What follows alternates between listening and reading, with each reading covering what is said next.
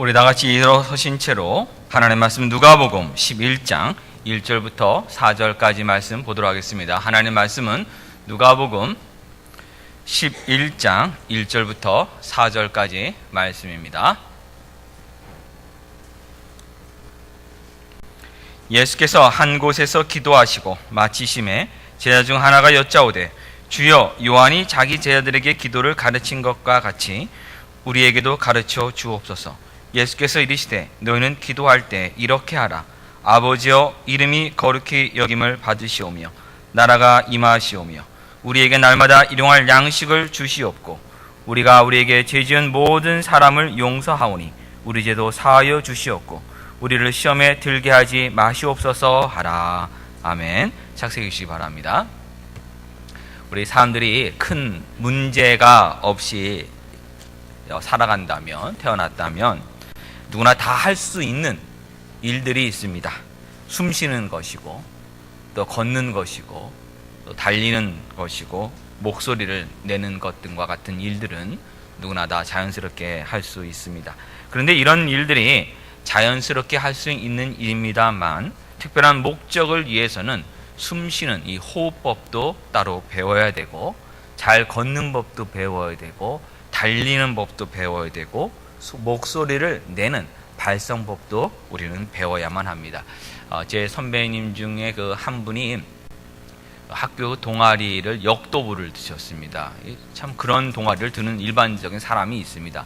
역도부를 드셔서 훈련을 맨날 하시는데 어느 날 저한테 이 운동기구, 헬스기구 사용법을 알려주겠다고 저를 데리고 가셔갖고 한두 시간 동안에 이거는 뭐고 이거는 뭐고 막 이렇게 알려주셨습니다. 근데 그때 제가 기억에 한 4가지 정도가 이렇게 기억이 납니다. 첫 번째는 뭐냐면 자기 몸에 맞는 그 아령 같은 것을 고르는 법입니다. 몸무게에 맞춰서, 힘에 맞춰서 아령을 딱 적당한 것을 해야지만 운동이 된다고 이렇게 얘기를 해줬고요. 하나는 정확한 자세입니다. 그냥 드는 것이 아니라 정확한 자세를 가지고 들어야 효과가 나타난다, 이런 이야기를 해주셨고, 세 번째로는 호흡법입니다. 그러니까 아령을 들 때도 어떤 벤치프레스를 할 때도 당연하게 호흡을 이렇게 해야 된다고 하는 걸 알려주셨고, 마지막은 세트라는 개념입니다. 그러니까 반복적으로 하면서 중간중간 쉬는 것도 좀 필요하다고 하는 그 세트라는 개념을 그때 이렇게 알려주셨는데, 이 4가지 중에서 제게 가장 기억에 남았던 것은 호흡법입니다. 그래서 이 운동을 할 때 여러분 보통 일반적인 거 어떻게 됐냐면 힘을 사용할 때, 근육을 사용할 때 숨도 사용합니다. 숨을 사용한다는 것은 숨을 내쉬는 것을 의미합니다. 그래서 힘을 쓸 때 숨도 뱉어야 됩니다.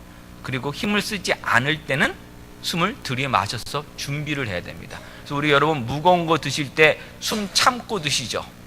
숨 쉬신 다음에 땡깁니다. 아픕니다. 힘을 낼 때는 반드시 먼저 뱉게 되어 있습니다.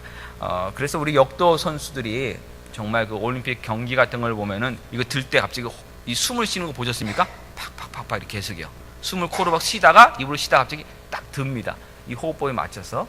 근데 그 선배님이 저한테 이제 그 얘기를 하시면서 뭐라고 그랬냐면, 만약에 이 호흡법이 익숙하지 않은 채 무리한 운동을 하면 늑막염에 걸릴 수 있다고 하는 이 무시무시한 경고도 그때 해주셨던 것으로 기억합니다.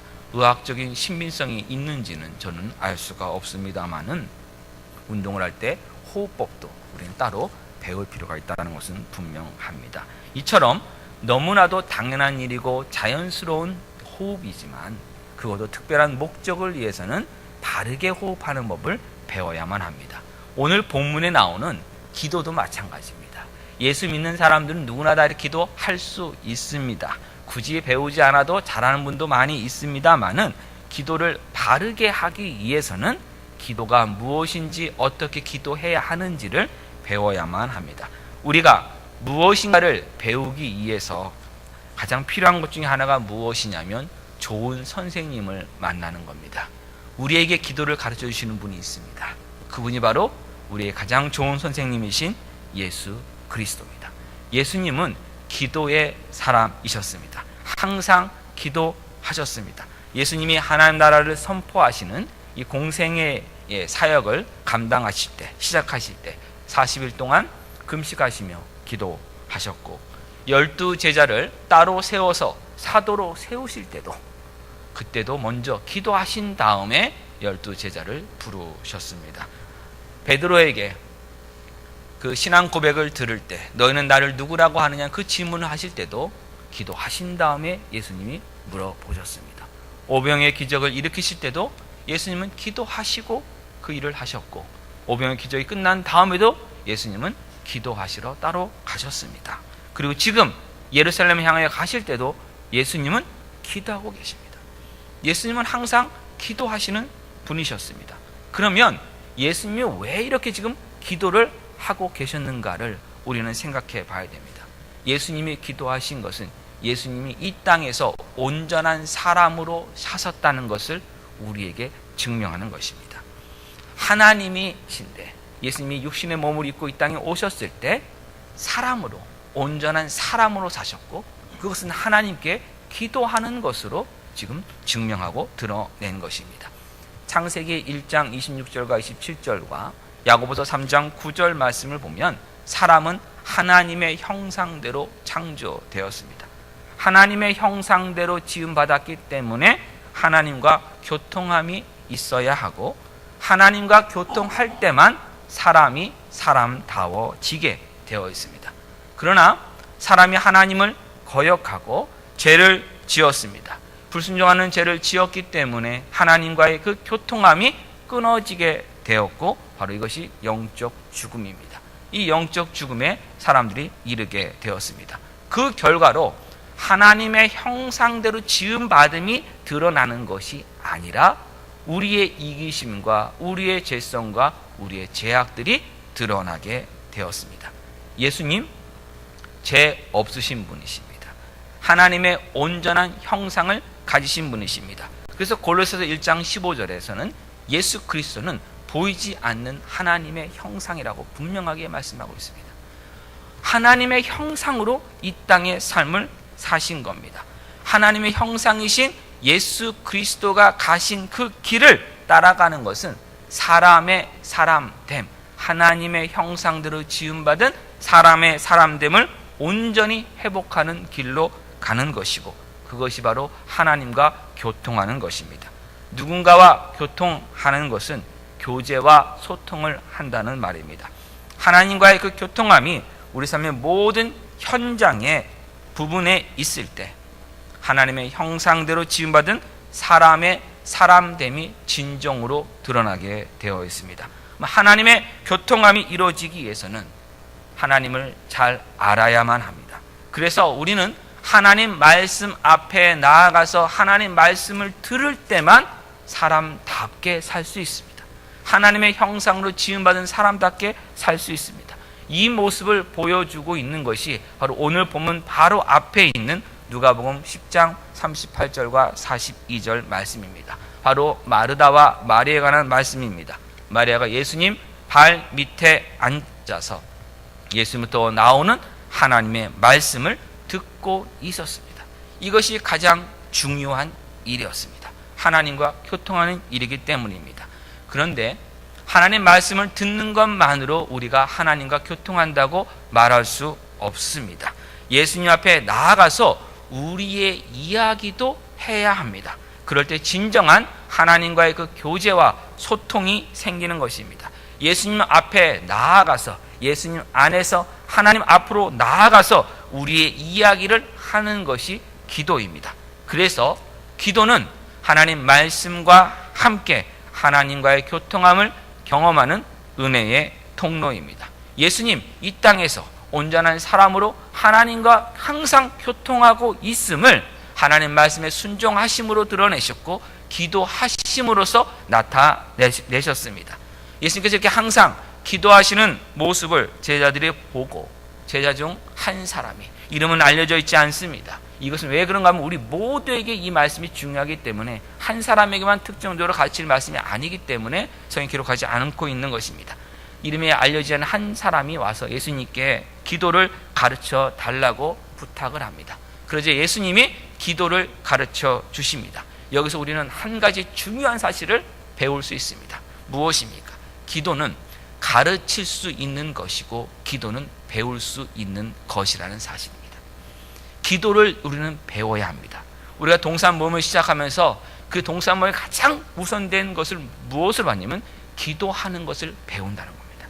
기도가 무엇인지를 배운다는 것이 동산 모임의 가장 큰 목적이 있습니다. 그래서 기도는 우리가 배워서 우리가 자라가야 하는 것입니다. 그렇게 여러분, 기도할 줄 모른다는 말은 적절한 변명이 되질 못합니다. 기도하는 법을 모르는 것이 아니라 기도하는 법을 배우지 않은 것입니다. 그러면 왜 기도하는 법을 배우지 않은 겁니까? 우리가 무엇인가를 제대로 배우기 위해서는 그 배움이 필요하다고 하는, 그것을 배운다면 그것이 어떤 데 써먹는다고 하는 그 필요성을 분명히 알아야만 제대로 배울 수 있습니다. 학창시절에 부모님들이 공부를 그렇게 하라고 말했습니다. 학창시절에 이것도 배워보고 저것도 배워보라고 또 여러 가지를 계속 이야기를 분명하게 했습니다. 그런데 우리가 다 알고 있습니다. 그 가르침에 온전히 순종하지 않았기 때문에 저도 여기에 있는 것이고 여러분도 다 이렇게 앉아있다고 저는 생각합니다. 제대로 다 순종한 사람들 많이 없습니다. 이유는 무엇입니까? 필요성을 분명하게 인식하지 못했기 때문입니다. 미적분을 배워서 세상에서 뭐에 써먹을까 알지 못합니다. 그렇기 때문에 배울 때 관심이 다 없는 것입니다. 그런데 어른이 되고 보니 그 시절에 배우라는 거 다 배웠으면 지금 참 좋을 텐데 하는 그런 후회들을 다 하고 있습니다. 그래서 우리 자녀들한테 제발 좀 배워라, 제발 좀 공부해라고 그렇게 가르치는데 그 자식이 나를 닮았으니 어떡하겠습니까? 그래서 내가 부모님 말씀에 안 듣는 것처럼 그들도 안 듣고 있는 이 악순환이 계속되고 있는 거 아닙니까? 그 필요성을 아무리 말해줘도 모릅니다. 내가 이렇게 그때 지금 후회를 한다 말해도 자식은 그때 가서야 부모님이 그래서 후회한단 말 했구나 또 자식에게 하고 있는 우리 인생의 연약함들이 다 그래서 보이는 건 아니겠습니까? 기도하는 것도 여러분 마찬가지입니다. 기도할 줄 모른다는 말이 아니라 기도를 가르쳐줘도 듣지 않은 것이고 배우지 않은 것이고 그렇게 배우지 않은 이유의 근본적인 원인은 기도할 필요를 느끼지 못하기 때문입니다. 하나님께 기도하지 않아도 다른 방법으로 얼마든지 해결할 수 있다고 믿고 있기 때문에 기도하지 않는 겁니다. 하나님께 매달리지 않아도 얼마든지 살 수 있다고 생각하고 있기 때문에 기도하지 않은 겁니다. 기도하는 것을 배우지 않는 것입니다. 이렇게 하나님을 매달리지 않고 기도하는 법을 배우지 않다가 정작 저 하나님밖에 없습니다 하고 나갈 수밖에 없는 기도할 때가 오면 기도할 줄 모른다고 말하는 분들이 참으로 많이 있습니다. 그 전에 우리는 지금 바로 기도를 배워야만 합니다. 그러면 기도에 대해서 우리가 무엇을 배워야 되느냐? 첫 번째로 배워야 할 것은 우리 기도를 들어주시는 분, 우리가 그 기도하는 대상이 누구신가 하는 점입니다. 2절 말씀 보면 아버지여 라고 합니다. 아버지여. 우리가 해야 될 기도는 하나님 아버지께 초점을 맞추는 기도입니다. 바른 기도는 하나님과 우리 사이가 아버지와 자녀 사이가 될 때 이루어집니다. 우리가 기도할 때 참 다양한 표현을 가지고 하나님을 표현합니다. 전지전능하신 하나님, 생사화복을 주관하신 하나님, 은혜가 풍성하신 하나님, 여러 가지 표현을 다 합니다. 그런데 이것하고요, 여러분 이런 표현들은 사실 정말 믿음이 없어도 얼마든지 듣고 할 수 있습니다. 우리 예전에 우리 조상님들이 천지신명께 기도합니다. 생사화복을 주관하시는 천지신명께 기도합니다. 큰 차이 없어 보입니다. 하나님과의 관계가 구체적으로 있지 않아도 이렇게 하나님을 부르고 나갈 수 있다는 사실입니다. 그래서 예수님은 분명히 뭐라고 말씀하셨냐면 너희가 주여 주여 한다고 해서 다 그들이 천국에 들어가는 것이 아니라 다만 하늘에 계신 내 아버지의 뜻대로 하는 자라야 천국에 들어간다고 말씀했습니다. 우리가 하나님과의 그 바른 관계, 바로 하나님이 나의 아버지가 되시고 내가 자녀였다는 그 바른 관계가 없어서는 하나님께 기도하는 것이 사실 큰 소용이 없는 것입니다. 그러면 하나님의 아버지의 뜻, 그것이 무엇입니까? 요한복음 6장 4절은 분명히 말씀합니다. 내 아버지의 뜻은 아들을 보고 믿는 자마다 영생을 얻는 것이다. 하나님의 뜻은요, 아들이신 예수 그리스도를 보고 믿는 자마다 영생을 얻게 하시는 겁니다.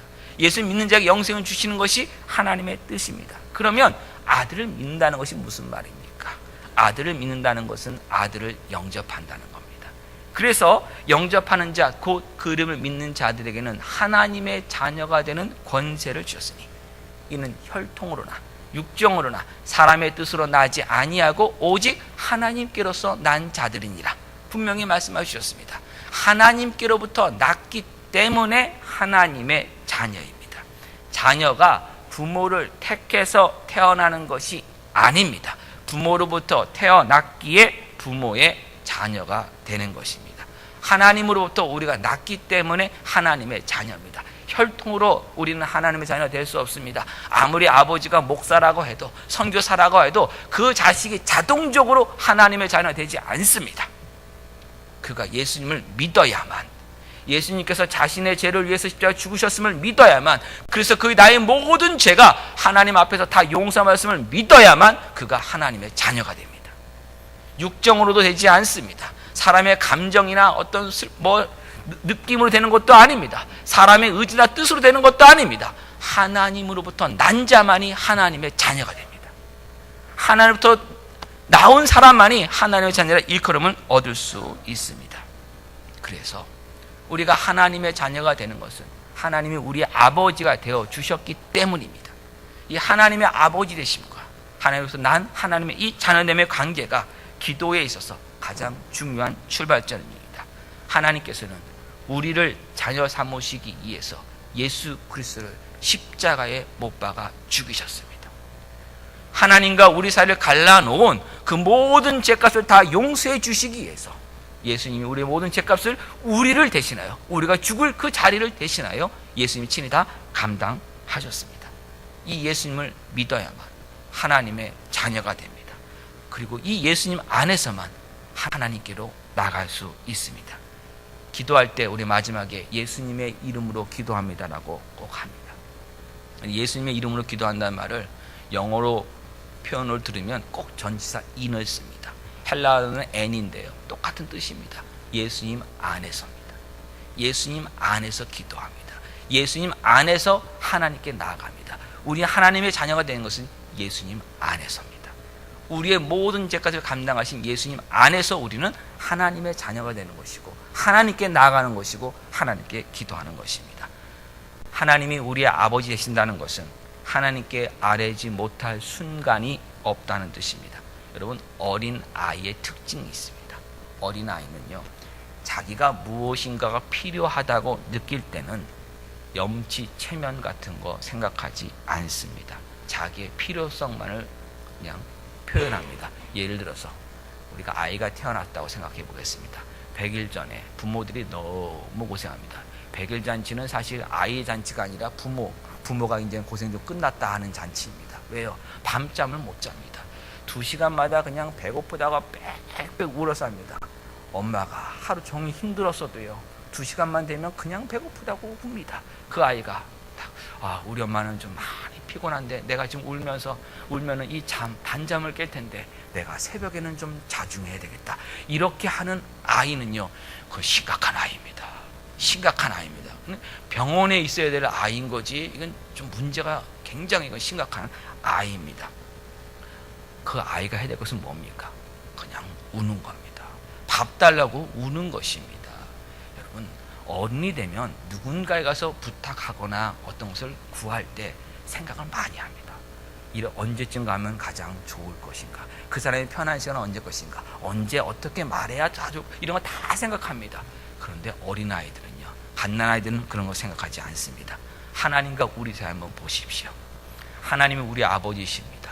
그러면 우리 생각합니다. 저는 이제 장성한 어른이고요, 그리고 하나님 그래도 우리 아버지십니다. 이렇게 생각하는 경우가 많이 있습니다. 여러분, 하나님과 우리 사이는 정말 상상할 수 없는 크기 차이가 있습니다. 하나님 앞에서는 우리는 항상 아기입니다. 우리 이런 말이 있습니다. 여든 되신 어르신께서 예순 된 아들에게, 아들아, 아이야, 아가야, 차 조심해라, 차 조심해라, 이런 얘기를 합니다. 아니요, 어떻게 예순 된 사람이에요? 어떻게 아기입니까? 그러나 80살 넘으신 노 부모님에게는 그는 영원한 아기입니다. 마찬가지입니다. 저와 여러분, 하나님 앞에 아기입니다. 하나님의 자녀고 하나님의 사람들입니다. 우리는 하나님께 아이로서 담대히 나가야 됩니다. 성경에 아바 아버지라는 표현이 있습니다. 그걸 개역개정 성경에서는 우리 아빠 아버지로 바꿨습니다. 하나님 앞에서 우리를 하나님 앞에 어떻게 나가냐? 아빠라 부르며 나가는 겁니다. 가장 친밀하게 그 아기의 용어로 나가는 것입니다. 아버지와 자녀의 이 친밀한 교통에 또 우리가 하나가 또 무엇을 생각해야 되냐면, 아버지 앞에 나가서나 또는 어머 앞에 나가서 우리가 어른 되고 나서는 이런 간구를 할 때가 있습니다. 아버지, 어머니, 이거 하나만 좀 해주시면, 해결해 주시면 제가 다시는 이런 사고를 치지 않겠습니다. 다시는 이런 문제를 가지고 오지 않겠습니다. 제가 제대로 한번 해보겠습니다. 이렇게 얘기할 때가 있습니다. 근데 그 모습 가지고 하나님께 나가는 분들이 있습니다. 하나님, 이 문제만 해결해 주시면, 하나님 이것만 응답해 주시면 제가 다시는 하나님 귀찮게 하지 않겠습니다. 다시는 이런 걸로 기도하지 않겠습니다. 여러분, 이런 기도해서는 안 됩니다. 이거는 하나님이 원하시는 기도가 아닙니다. 하나님 앞에는요, 하나님은 항상 우리가 있는 모습 그대로 항상 나가기를 원하십니다. 아이로서 나오길 원하십니다. 있는 모습 그대로 하나님, 저 부족합니다. 도와주세요. 이번 한 번만이 아니라 하나님 계속 도와주세요. 이게 하나님의 자녀로서 하나님께 드리는 기도입니다. 또 하나님이 우리의 아버지가 되신다는 것에는 이런 친밀함 외에도 아버지로서의 존경과 권위의 문제도 있습니다. 우리가 다 압니다. 아무리 내 아이가 이뻐도 버릇이 없으면 나와 내 아이는 다른 사람들에게서 점수를 받지 못합니다.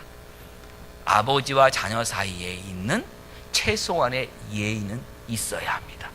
그래야 우리 아이도 다른 사람에게 참 제대로 컸군요 하고, 아이가 괜찮군요 하고는 칭찬을 듣는 것 우리는 이미 다 알고 있습니다. 하나님의 아버지 되신가, 우리의 자녀됨에도 하나님에 대한 경외함이 꼭 필요합니다. 하나님의 주인 되심, 하나님의 아버지 되심을 분명하게 인정해야 됩니다. 그리고 아버지의 훈계와 훈육을 우리는 즐거이 받아야 합니다. 그래서 우리가 기도할 때 하나님을 아버지라 부르는 것에는 친밀함 외에도 하나님의 훈계와 훈육을 받겠다는 믿음의 고백도 담겨 있는 것입니다. 아버지께 기도해야 할 때는 바로 이 아버지로서의 구별됨을 우리는 항상 인정해야 됩니다. 하나님의 하나님 되신 하나님의 그 주권을 다 인정하면서 나가야 합니다. 그래서 자녀가 부모에게 드릴 수 있는 그 기도의 가장 중심과 시작은 무엇이냐면 구하는 겁니다. 요청하는 겁니다. 여러분 한번 생각해 보세요. 우리가 기도할 때 하나님 찬양합니다, 하나님 감사합니다, 기도합니다. 네, 마땅히 해야 될 기도입니다. 하나님은 찬양과 감사 받으시기에 합당하신 분이십니다. 그러나 어린 아이가, 2살짜리 아이가 말을 딱 띄웠는데 갑자기 아버지나 어머니한테 와서 얘기합니다. 아버지, 모든 영광을 받으시기에 합당한 우리 아버지, 제가 아버지의 이름을 지금 찬양합니다, 감사합니다. 저에게 매일같이 새끼 밥을 주시고 장난감을 사주시는 우리 아버지를 내가 찬양합니다, 감사합니다. 그런데 저에게 장난감 하나가 더 필요합니다. 2살짜리가 이렇게 얘기했다. 그 아이도 문제가 심각한 겁니다. 심각한 겁니다. 나이에 맞지 않는 것이에요. 우리가 해야 될 것은 뭡니까? 아이는 그냥 사줘, 안 사줘, 땡깡 부리는 거예요. 아닙니까? 그래서 여러분, 다음 주에 우리가 살펴볼 것인데 누가복음 11장 5절부터 나오는 기도의 두 번째 요소는 뭔지 아십니까? 땡깡입니다. 땡깡입니다. 때를 쓰는 것입니다. 우리가 하나님 앞에 나갈 때는요, 가장 먼저 해야 되는 것이 구하는 겁니다. 구하는 겁니다. 그 구함이 그럼 무엇인가? 바로 하나님의 이름이 거룩히 여김 받게다는 것을 먼저 구해야 됩니다. 거룩이라는 말은 하나님을 향해서 구별되었다는 말이 거룩입니다. 죄악 가운데 세상으로 분리되어 있는 그 상태가만이 거룩이 아니라 그곳에서 분리되어서 하나님을 향해서 나가는 그 분리됨이, 구별됨이 거룩입니다. 이 부분에서 우리가 좀 많이 생각을 해봐야 되는데, 창세기 우리 1장, 2장을 보면 하나님께서 7째 날을 거룩하게 구별하셨습니다. 그래서 그날을 거룩한 안식일로 지키라고 말씀하셨습니다. 그러면 안식일 되면 많은 사람들이 아무 일도 안 해야 된다라고 율법에 따라서 유대인들이 생각을 했습니다. 그러나 아무 일도 안 하고 가만히 있는 것은 거룩한 것이 아닙니다. 뭐로 나가야 됩니까?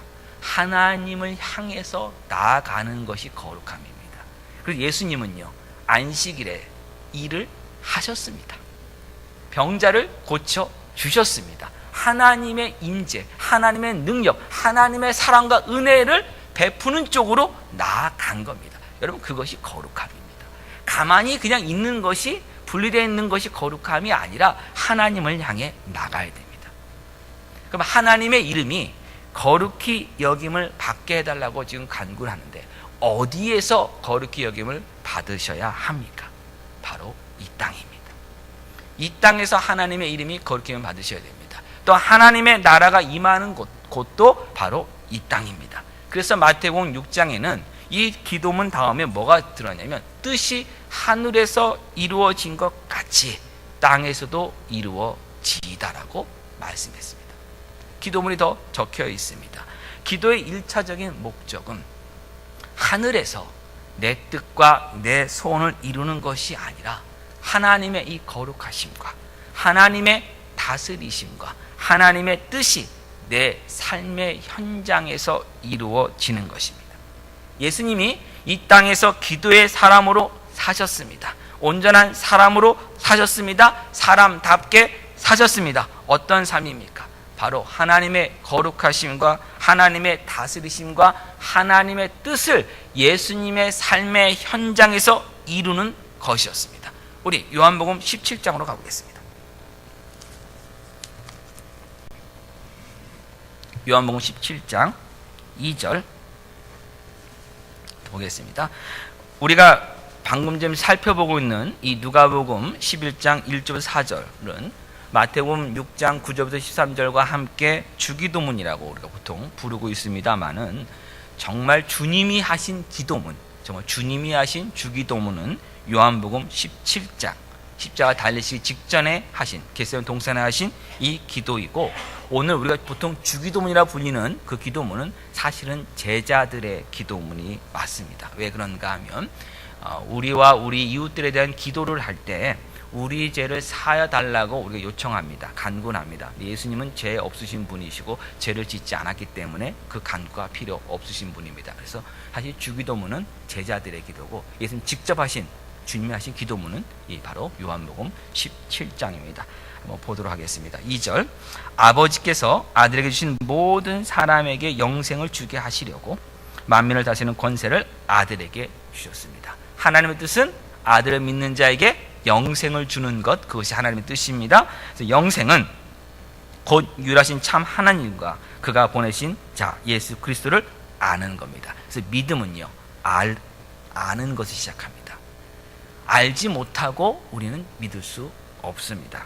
4절입니다. 아버지께서 내게 하라고 주신 일을 내가 이루어 아버지를 이 세상에서 영화롭게 하였사오니. 그러면 예수님은 아버지께서 내게 하라고 주신 일, 그걸 다른 말로 아버지의 뜻, 하나님의 뜻, 우리를 거룩하게 하시는 그 일, 하나님 나라를 선포하시는 그 일을 예수님이 이루셨습니다. 어디에서 이루셨습니까? 이 세상에서. 이 세상에서. 예수님의 삶의 현장에서 예수님은 이 일을 이루신 겁니다.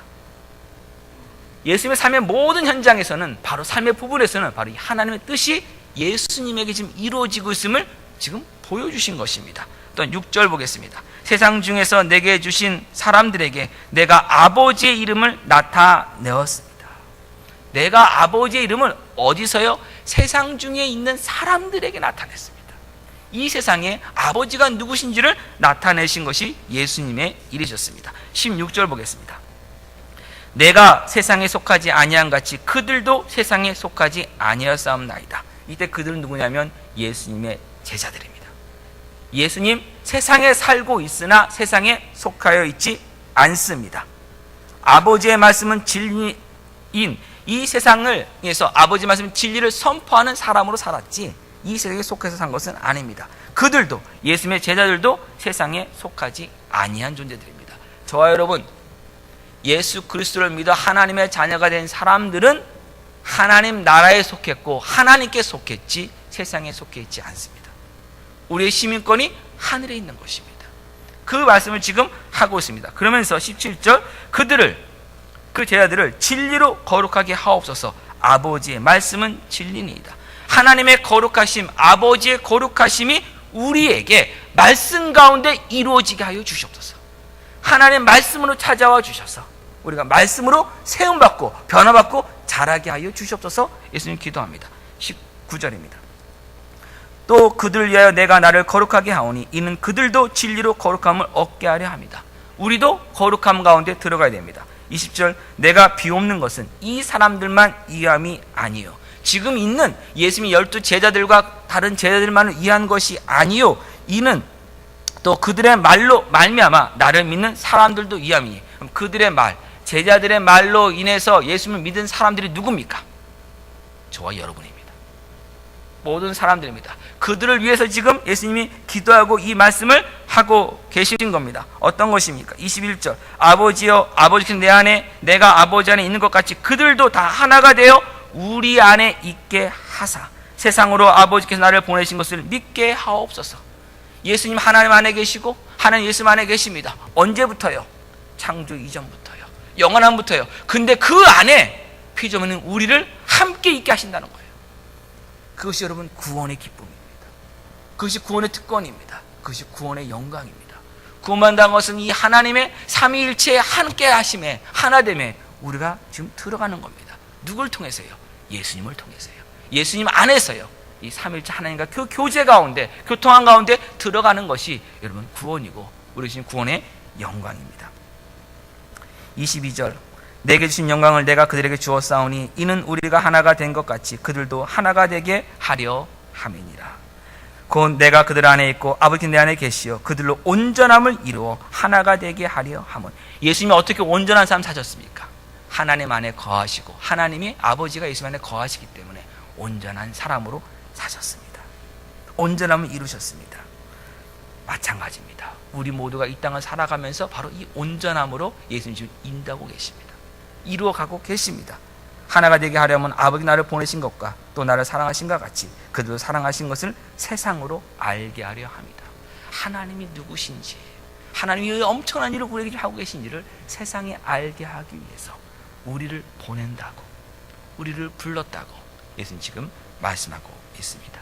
예수님으로 말미암아 제자들이 거룩함을 얻었고 제자들로 말미암아 우리들이 예수 그리스도를 믿음으로 하나님의 거룩한 자녀가 되고 또 우리들로 말미암아 또 다른 누군가가 하나님의 거룩한 자녀가 되는 이 놀라운 역사가 지금 일어나고 있는 것입니다. 그러면 예수님 우리를 하나님 안으로 이끄시기 위해서 어떤 일을 하셨습니까? 십자가를 지셨습니다. 십자가 지시기까지 하나님의 뜻에 순종하셨습니다. 하나님의 사랑으로 사셨습니다. 단지 3년 반만 산 것도 아닙니다. 십자가를 지은 하루 사이로만 산 것이 아닙니다. 그 인생 전체를 하나님의 사람으로 사셨습니다. 그 삶을 통해서 우리를 하나님 안으로 이끄신 겁니다. 마찬가지입니다. 저와 여러분 하나님께서 예수 그리스도를 이 땅에 보내셔서 하나님의 뜻을 이루신 것처럼 예수님께서 저와 여러분을 보내서 하나님의 뜻을 이 땅에서 이루십니다. 우리 모두가 한 사람 한 사람이 다 또 다른 누군가를 예수 그리스도의 그 연합으로 이끄는 그 사명 하나님 다 우리 모두에게 다 주셨습니다. 이것이 신자가 받은 복이자 특권입니다. 아무도 이것을 받은 사람이 없습니다. 오직 하나님께로 난 자, 예수 그리스도를 믿은 자만이 누리는 복입니다. 그래서 우리가 해야 될 것은 무엇입니까? 우리 삶의 모든 부분에 바로 이 하나님 진리의 말씀으로 거룩하여 지고 있음, 구별되어 있음을 보여줘야 합니다. 우리 삶의 모든 현장에서 세상이 하는 방법이 아니라 하나님의 사람답게 하나님을 향해서 구별되어 있음을 우리는 보여줘야 됩니다.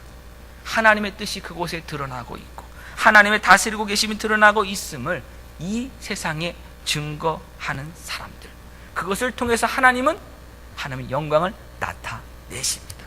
그 하나님의 영광을 나타내는 통로로 하나님께 저와 여러분을 부르셨습니다. 그렇기에 현재 우리의 삶이 중요합니다. 현재 우리 삶에 하나님의 나라와 권세와 영광이 나타나는 것이 하나님의 뜻이기 때문입니다. 우리는 이것을 위해 기도해야 됩니다. 하나님의 나라가 우리 가운데 있음을 지금 보여줘야 됩니다. 그것이 이 세상에서 엄청난 힘을 얻는 것이 아니라 예수님처럼 사는 겁니다. 예수님 하나님 나라의 다스림 가운데 사셨습니다. 십자가를 지셨습니다. 십자가를 지며 수많은 조롱과 배신을 당하셨습니다. 예수님 원수 갚지 않으셨습니다. 용서하셨고 안타까워하셨습니다. 이게 하나님 나라에 있는 사람의 모습입니다. 하나님 나라를 위해서 우리가 기도를 하면 나머지는 다 알아서 되는 것이 아닌가라고 우리가 생각을 합니다. 분명히 말씀 속에서도 이런 말씀이 있습니다. 너희는 먼저 그의 나라와 그의 의를 구하라. 그러면 이 모든 것을 너에게 더하시라고 하는 약속의 말씀이 있습니다. 이 말씀 붙들고 하나님 나라에서 기도를 하는데 기도하기 전이나 기도하고 나서나 내 삶의 현장에서는 큰 변화가 없을 때 많이 있습니다. 신앙생활의 현장의 현실에서는 구체적인 이 약속이 이루어지고 있는 증거가 나타나지 않을 때가 종종 있습니다. 그런 모습 보면서 기도하지 않는 사람들이 말합니다. 기도하면 무슨 소용이냐고 이렇게 묻기도 합니다. 근데 여러분, 너희는 먼저 그의 나라와 그의 일을 구하라는 그 말씀 다음 구절이 무엇인가 하면 그러므로 내일을 위하여 염려하지 마라. 내일 일은 내일이 염려할 것이요 내가 염려할 것이 아닙니다. 내일이 염려할 것이요 한날의 괴로움은 그날로 족하니라고 말씀했습니다. 무슨 이야기인가 하면 하나님 나라를 구하고 하나님 이 모든 것들을 다 채우시는데도 불구하고 우리 삶의 현장에서는 이 고난과 근심이 사라지는 것은 아니라는 것을 분명히 말씀하고 있는 겁니다. 왜 그런가 하면 하나님께서 지금 우리에게 보여주시는 건 뭐냐면 이 고난과 근심 가운데 하나님의 나라에 있는 사람의 모습을 통해서 하나님이 누구신가를 이 세상에 증거하길 원하시기 때문입니다. 우리가 한번 욥기의 예를 한번 좀 생각을 한번 해보겠습니다. 하나님께서 사탄에게 이런 얘기를 하셨습니다. 너 욥을 보았느냐? 욥과 같이 온전하고 정직하여 하나님을 경외하며 악에서 떠난 자가 없다고 하나님이 칭찬하셨습니다. 그러자 사탄이 하나님께 뭐라고 말합니까? 하나님, 욥이 저렇게 하는 것이, 하나님을 경외하는 것이, 온전하게 사는 것이, 악에 떠나 사는 것이 다 하나님이 그 소유물을 참 많이 주셨고 엄청난 복을 부어 주셨기 때문에 이 세상에 누릴 수 없는 그 큰 복들을 다 누리게 해주셨기 때문에 그렇게 하는 거지, 하나님께서 소유물을 다 치신다면 그가 하나님 분명히 원망할 것입니다 라고 고소를 했습니다. 여러분 보십시오. 세상의 방법은 뭐냐면 고난이 찾아오고 어려움이 찾아오고 내 소유물이 뺏기게 되면 세상은 하나님 원망하는 대로 갑니다. 그리고 세상의 힘으로 그를 뺏어 오려고 보복을 하려고 합니다. 하나님의 사람은 어떻습니까? 욥은 그때 어떻게 했습니까? 하나님을 원망하지 않더라 성경이 기록하고 있습니다. 그 고난 가운데서 지금 하나님의 통치가 있는 겁니다. 무엇입니까? 하나님의 사랑, 하나님의 주권, 하나님의 뜻, 무엇인가 내가 다 이해하지 못한다고 하더라도 분명히 하나님이 나의 아버지가 되시고 아버지서 자녀에 가장 좋은 것을 주시는 하나님이시기에 이것을 통해서도 분명히 하나님의 뜻을 나타내시고 내 삶에 이렇게 고난 가운데서도 하나님 붙들고 하는 그 삶을 통해서 하나님의 영광을 하나님은 나타내신다고 하는 그 믿음이 오히려 하나님께 영광을 돌리는 겁니다. 그 사실을 우리는 분명히 기억을 하면서 말씀 봐야 됩니다. 그래서 주님도, 예수님도 제자들에게 기도하는 것을 가르쳐 주시면서 이렇게 하나님의 나라가 임하는 것을 구하라 가르쳐 주시면서 그 다음에 제자들에게 무엇을 구하라고 말씀하셨냐면 일용할 양식을 구하라고 했습니다. 일용할 양식을 구하라. 그리고 제 용서 받기를 구하라고 말씀했습니다.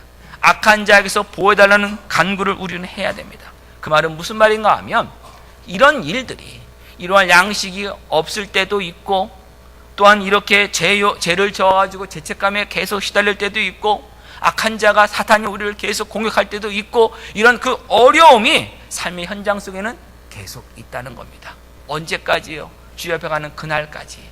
근데 그것을 놓고 지금 계속 기도하라고 얘기합니다. 그러나 여러분 기억하십시오.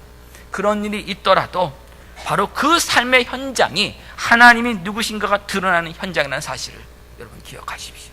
하나님의 그 현장을 다스리고 있다는 것을 여러분 꼭 기억하십시오. 우리가 이런 모든 삶의 현장 속에서 하나님이 나를 다스리고 있다는 것, 그것을 증거하는 것, 바로 세상에서 하나님의 자녀로 서 있는 모습입니다. 언제 어디서나 하나님 앞에서 겸손하게 살아가는 낮은 자로서 일용할 양식도 하나님께서 주심을 인정해야 하고, 우리가 제 용서함을 받아야 할 정도로 아직도 죄성 가운데 빠져서 넘어지고 있음을 고백해야 되고, 제 용서는 하나님으로부터 온다는 그 믿음을 가지고 하나님께 용서를 구하기만 하면 언제든지 용서해 주신 분이라는 그 믿음을 가지고 살아가고 있음을 이 세상에 증거해야 합니다. 예수 믿는다고, 예수님이 우리의 모든 죄가 다 해결해 주셨다고 죄를 아예 짓지 않는 것 아닙니다. 그런 사람으로 완전히 변화된 것 아닙니다. 아직도 우리는 옛 속성, 이 죄성 아래에 있습니다. 그래서 그 죄성 아래서 이기지도 못하고 넘어질 때 있습니다. 여러분 그때 기억하고 기도해야 될 것이 무엇입니까? 하나님만이 나의 죄를 용서해 줄 수 있는 분이라는 믿음입니다. 그리고 죄 용서를 구하면 하나님은 언제든지 그 죄를 다 용서해 주시는 하나님, 은혜 하나님임을 우리는 붙들고 하나님께로 가까이 가는 것, 그것이 거룩해지는 겁니다. 죄 가운데서 그냥 나 죄 안 졌어요, 나는 괜찮은 사람이에요, 나는 용서 구할 것도 없는 사람이에요 하는 것, 그것이 거룩함이 아니라 죄를 졌을 때 하나님으로부터 오는 그 죄 용서의 은혜를 붙들고 하나님을 향해 나아가는 것, 그것이 거룩해지는 것입니다. 인터넷에 강아지들이 식사 기도하는 동영상이 있습니다. 그 동영상을 한번 보면서 정말 많이 웃었습니다. 기도할 때 기도하지 않은 강아지들이 이렇게 손을 딱 하고 식탁에서 기도한 다음에 먹더라고요. 네, 여러분 강아지는 기도하는 흉내는 낼 수 있지만 기도는 하지 못합니다. 기도는 하나님의 형상대로 지음받은 사람만이, 하나님의 온전하신 형상이신 예수 그리스도 안에 있는 하나님의 자녀만이 아버지 하나님과 교통하는 일이기 때문에 신자들만이 할 수 있고, 하나님의 자녀만이 할 수 있고, 성도만이 할 수 있습니다. 우리에게 주신 하나님은 놀라운 특권입니다. 은혜입니다. 여러분 이 은혜 안에 항상 들어가십시오. 기도하라고 했습니다. 이 말은 무엇입니까? 하나님이 우리를 기도를 자동적으로 기계로 만들지 않았다는 겁니다. 예수님 제자들에게 이 기도가 얼마나 중요한지를 몸소 보여주셨지만 가르쳐 주지는 않으셨습니다. 제자들이 먼저 와서 예수님 기도를 가르쳐 주십시오. 그때까지 기다리셨습니다. 기도는요, 하나님을 사랑하는, 하나님의 교통하심에 들어가는 우리 믿음의 고백이자 사람 고백입니다. 그렇기에 우리의 마음 깊은 곳에서 이 기도가 얼마나 소중하고 기쁜 일인지를 알고 하나님께 나아오기를 하나님은 기다리고 계십니다. 그래서 여러분 기도하는 것은 하나님을 사랑하는 것이고, 기도하는 것은 하나님께 우리가 드릴 수 있는 최고의 영광을 돌리는 일입니다. 이렇게 기도하십시오. 하나님 나를 구하시는, 삶의 현장에서 하나님 나를 구하시는 그 기도 하십시오. 이렇게 기도하라는 말은 이 말을 꼭 사용하라는 뜻입니다. 여러분 주기도문, 우리가 알고 있는 그 주기도문 말하고 있는 제자들의 이 기도 계속 반복하셔도 괜찮습니다. 예수님 분명히 말씀합니다. 이렇게 기도하라. 영어 단어는 딱 하나만 줬어요. say. 이렇게 말하라는 겁니다. 아버지를 구하십시오. 아버지의 영광을 구하십시오. 아버지 함께 하신 그 은혜 앞에 여러분 담대함으로 나가십시오. 예수님 안에 있기에 하나님 앞에 담대히 나갈 수 있음을 기도 가운데 증거하시는 하나님의 자녀들 되시길 주님의 이름으로 축복하며 축원드립니다. 기도하겠습니다. 하나님, 은혜 감사합니다. 저희들이 기도할 수 있는 것이, 하나님을 아버지라 부를 수 있는 것이 얼마나 큰 특권인지요. 하나님신 놀라운 복입니다. 이 복 놓치지 않고 항상 하나님께 나가서 쉬지 말고 기도하는 저희 모두가 되게 하여 주셔서, 기도를 통해서 하나님의 나라가 우리 삶 가운데 지금 임하고 계시며, 우리가 하나님 말씀으로 자라가고 있으며, 또 기도의 능력을 힘입어서 하나님 자녀답게, 하나님의 사람답게 살아가고 있음을 이 세상에 증거하는 저희 모두가 되게 하여 주시옵소서. 예수님의 이름으로 기도합니다. 아멘.